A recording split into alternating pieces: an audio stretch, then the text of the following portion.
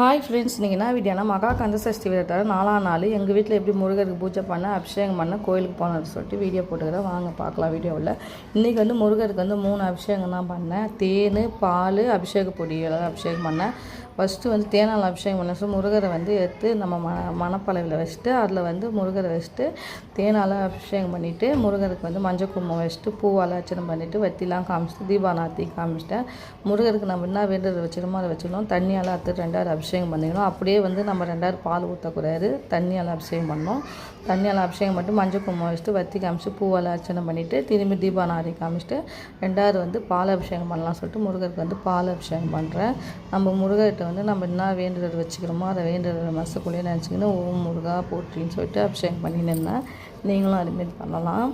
திரும்பி தண்ணி ஊற்றி முருகருக்கு அபிஷேகம் பண்ணிவிட்டு மஞ்சள் குங்குமம் வச்சுக்கணும். நான் மஞ்சள் குங்குமம் வச்சுட்டு வத்திலாம் காமிச்சிட்டு தீபாராத்தியும் காமிச்சிக்கினேன்.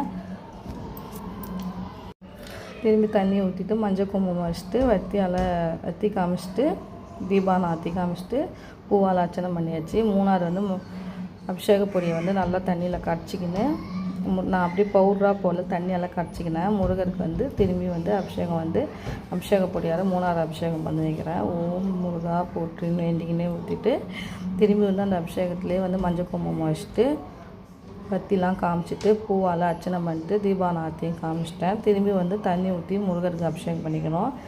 திரும்பி தண்ணி ஊற்றிட்டு மஞ்சள் குங்குமம் வச்சுட்டு பத்திலாம் காமிச்சிட்டு பூவால் அர்ச்சனை பண்ணிவிட்டு தீபாராத்தியும் காமிச்சிட்டு முருகரை திரும்பி நல்லா தண்ணி ஊற்றி நல்லா அபிஷேகம் பண்ணிவிட்டு துணியால் தொடச்சி மஞ்சள் குங்குமம்லாம் முருகருக்கு வச்சு ரெடி பண்ணி வச்சிட்டேன். சஷ்டி கோலம் போட்டுட்டு அதை சுற்றி 6 விளக்கு வச்சுட்டு முருகரை தொடச்சி க்ளீன் பண்ணி அழகாக மஞ்சள் குங்குமம்லாம் வச்சுட்டோம்னாங்க. அதை பச்சரிசி தட்டில் வச்சு நடுவில் முருகரையும் வேலையும் வச்சுட்டு ஒரு பூ வச்சு நடுவில் சஷ்டி கோலத்து நடுவில் வச்சுட்டு சுற்றி 6 விளக்கு ஏற்றிட்டேன். இன்றைக்கி நெய்வேத்தியமாக பால் தான் வச்சுக்கிறேன். இன்றைக்கி சம்மங்கியும் அலரிப்பூவும் கட்டி முருகருக்கு விநாயகருக்கு எல்லாருக்கும் வச்சுட்டேன்.